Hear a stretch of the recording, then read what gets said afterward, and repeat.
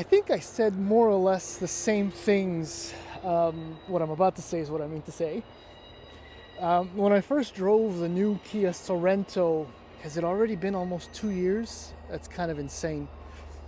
Point is that if if I was walking out of my 2006 Kia Sportage and was heading over to my Kia dealer to see what's new in the showroom, what new products they have for sale, and I came across this, or a Sorento, and was afforded the opportunity to take it for a test drive. Basically, my mind would be absolutely blown by how far the automaker has come in just a decade and a half as far as design, performance, content, technology, presentation, and first impression build quality.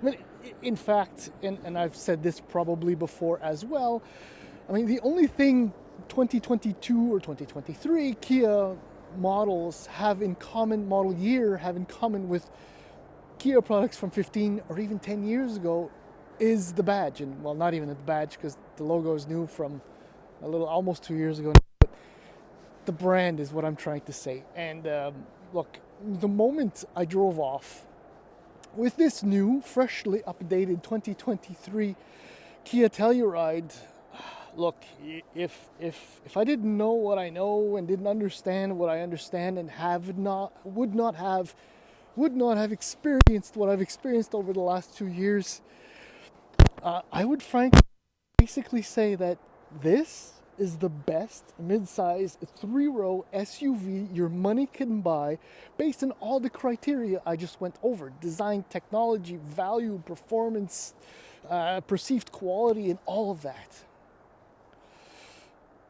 And if you remove, say, what I do know and expect from a vehicle like this, this thing is still phenomenal. Absolutely mind good. It's no small wonder why when this was introduced 2.5, 3 years ago, I don't know, the pandemic has completely scrambled my brain when it comes to timelines.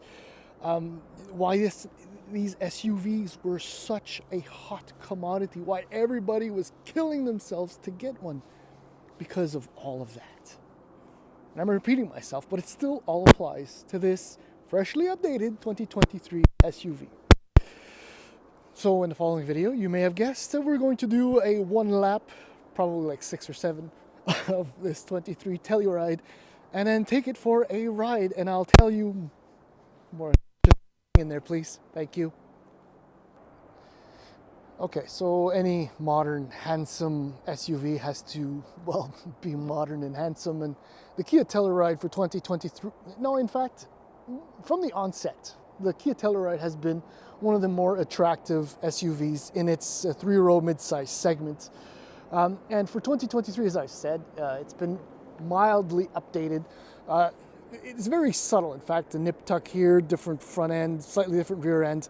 My only disappointment is the halo is now gone in the headlights, which was one distinctive feature about the previous, but otherwise, you will never mistake the Telluride for anything else. Not even its non-identical twin, the Hyundai Palisade, which I have to say isn't quite as robust and attractive, in my opinion, as the Telluride. Other competitors, by the way, and the list is really, really long. You're looking at the Nissan Pathfinder, Toyota Highlander, Honda Pilot, Volkswagen Atlas, Mazda CX-9, Chevrolet Traverse, Dodge Durango, one of my favorites, Ford Explorer, and so on and so forth. So as we complete lap number 1, I said many laps, you can see that this is a specific trim there. That one right there. I'll tell you more about that in a second, but pricing starts in the US $35,690 for the base model. In Canada, the base LX is $49,995. There's a considerable equipment difference and difference between the two, which explains in part the price difference. That price, by the way, $49,995, is $3,000 more than the same vehicle in 2022. But anyway, it's still really, really loaded. Look, you're looking at a 12.3-inch touchscreen display, Apple CarPlay, Android Auto, navigation, 20-inch wheels, a power hatchback, 8-passenger seating, synthetic leather, heated front seats, and steering wheel. I mean, you essentially don't need much more than that. Just so you know, the next trim up, the SX, is the one I think is the best deal in the segment. I mean, you get actual leather seats that are cooled in the front. You have a 12.3-inch digital display, a Harman Kardon audio system for $54,995. I think that's probably the money shot right there. But the base model, I mean, it's got everything you need. At the other end of the spectrum, $62,595 for the X Pro. This one, as I just showed you, is the X line, which is kind of interesting. $60,995. It's got different 20-inch wheels, which admittedly are very cool as you look at them. One of the main differences as you get into the X, such as this X line, is all the trim is black, or everything is dark, because it's very cool. And it contrasts nice with the white, I have to admit. It also includes real leather, 7-passenger seating with second row captain seats, heated, cooled seats in both front and second rows, heads-up display, and because it's an X, it's got 8.5 inches of ground clearance as opposed to the regular 8. Okay, so maybe I'll save you the trouble. We won't do 6 or 7 laps. We'll keep it here. Okay, so power hatch, as I mentioned, one of my favorite touches. I don't know. Once you go power hatch, you can't go back. So if the third row was up, you're looking at about 600 liters worth of trunk space. Very usable, very accessible. This bin under the floor is great. Behind the second row, as you see it now, you're looking at 1,304 liters, if memory serves, which is, you don't really need more than that, especially if there are only 4 of you in a family, such as is my case. Now, oh yeah, this SUV is a full and exact 5 meters long from nose to butt. The wheelbase, by the way, this is kind of funny. I think I said this in another video, but I'm not sure, is 2.9 meters across, which is 10 centimeters shorter than an Ioniq 5. Just because I recently had an Ioniq 5, I know that. Okay, so yeah, this is the optional. I think it's like a $250 option. So is the paint color. So it's $61,495 for this. Rear sunshades, I think those are also included with the second trim SX, which are a blessing when you have kids. But yeah, there's your cooled and heated second row seats. That's completely nuts. Fully adjustable seats. I'm going to get in and out, but what I wanted to show you, the reason why I removed the seat is just the size of the opening. This is why a 3-row SUV like this is just so wonderful to live with, especially when you have kids. Look, you just slide in, and the amount of legroom is redonkulous. And the second row slides fore and aft, thanks to this handle. So even if I move it forward, I don't know, what is that, almost 6 inches, I still have another 3 inches, give or take, of legroom. It's nuts. Completely nuts. You have rear HVAC controls up here, and this has the twin sunroofs. That's about it. So, I mean, access to the third row is nice, and seating back there is actually not that bad. It's doable even for a guy like me. Average height about 5'10". I wouldn't go to, say, Florida from Montreal sitting back there, but you know, for a couple hours I would survive. Now this is where we get, well, you kind of saw it in the second row, where you get the impression that Kia is really selling you a premium vehicle. I mean, just the color choices, the materials, the fit, the finish. I mean, look, it's not perfect, but this is $60,000 and you have all of the equipment. Power lumbars, power extending, leg support, it's just fantastic. And here's your twin 12.3-inch displays. Let's start it up. Oh, and there you go. This is always a fun shot, this way like that. Yes. Okay, so let's turn down that. What I do love, contrary to, say, the Ioniq and a lot of other vehicles, you actually have hard buttons. So you can immediately select, as everything is booting up and loading up, you know, your comfort settings, temperature, everything. Screens are great. The display also, let's just go down here, your drive modes right here. So they kind of somewhat affect the display. cool, fancy, whatevs. The screen itself is nice. It's very typical Kia and Hyundai. The menus are relatively clear. It loads up fine. I mean, as far as time-wise is concerned, it's responsive enough. A series of hard buttons, which are always, as far as I'm concerned, a gift, especially nowadays. Storage is very good. This bin is actually deep. I can stick all my entire fingers down in there. Good. Door bins are okay. Visibility is actually quite nice. I really can't complain. I love the fact that the screen is down below, so it does not obstruct view in the center. And even down here, though, the base of the A-pillar is fairly large, you can still kind of look, reach around with your eyes between the A-pillar and the mirror.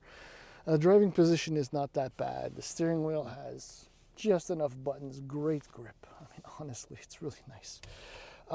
That's it. That's the premium visual impression, and then you go out for a drive and it's wow once again. So here goes.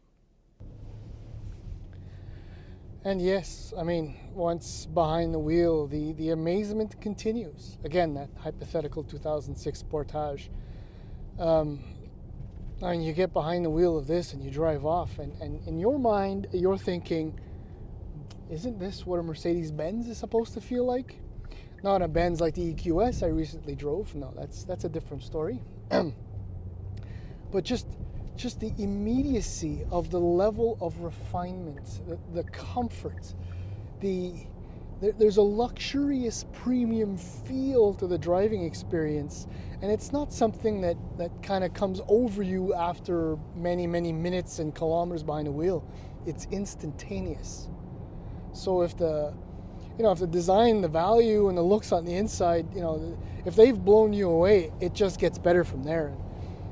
And that's seriously of the many selling points for this vehicle. I mean, that's it. It's just a total packaging. Where to begin? I mean, the ride quality, I guess. McPherson front struts, rear multi-link setup, and you may have noticed I'm on winter tires. And even at speeds somewhat above the posted speed limit, it's quiet in here. There's a little bit of wind noise, a little bit of tire noise, but nothing that is overpowering as a passenger when you're in here. What else? I mean, steering is fine. I mean, I've got nothing to say about assistance or on-center feel. It doesn't apply here, and the winter tires change nothing really. It seems, if there is a noise in the background, as you can see, I've got a winter tire there. I got 3 others in there. When you don't have a pickup, but you do have a large SUV, that's what you do.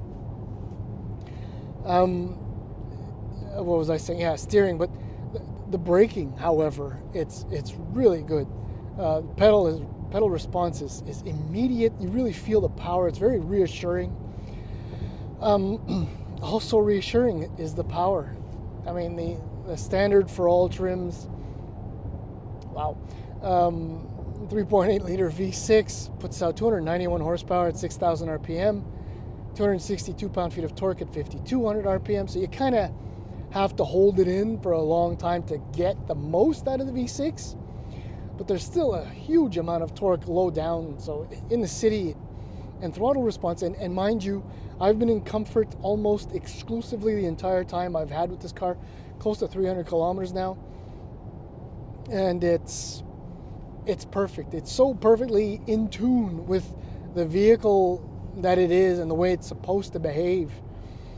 But yeah, the power is very nice. And when you're just being gentle on the throttle, which I can do, the transmission is invisible. The V6 just has a nice little creamy hum to it.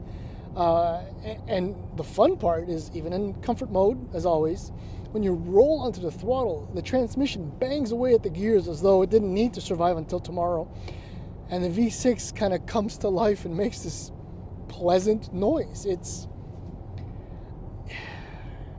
so convincing as a whole. It's just incredible. Though it's quiet, the ride quality is good. I mean, only the worst offending ruts and bumps will upset the ride quality. So yeah, good drive, good power, comfortable, quiet. I mean, the only real immediate issue is fuel consumption. So Kia says you can average somewhere around 11.5 liters per 100 kilometers in mixed driving, but that's in the real world, you're gonna hover in a 13.5 or so. I'm averaging 14.7 liters per 100 kilometers, and out of that roughly 300 kilometers I've done so far with the SUV, 65 to 70% have been on the highway. So if you're really good with the throttle, you might pull a high 12. If you're like me, and these are ideal driving conditions. It is currently 4 degrees Celsius. Now, it's not that cold, and there's very little snow on the ground. But you know, like in 3 weeks from now, 4 weeks from now, fuel consumption is going to drop. I mean, if you manage 14 year long, you're doing something kind of right. You might be able to do better if you do more highway, but that would be the only real issue with it. However, my issue remains and continues to be, until I can experience via my entourage and even in press cars, a positive, semi-long-term experience with these things, meaning that I still don't believe that they're going to feel this good and be this tight and refined 2 or 3 years down the line. That's just, it's not going to hold up. And if anything, my recent experiences with the Ioniq 5, for example, once more proved that they just don't. They just don't. That is my true medium-term concern with this vehicle. And again, I'm repeating myself, but that's the nature of the job. In some cases, you know, the Hyundai and Kia products, more or less Genesis, still haven't made up my mind yet. They won't stand the test of time. But as a first impression, as a week-long road test, this thing is exceptional. And that's it.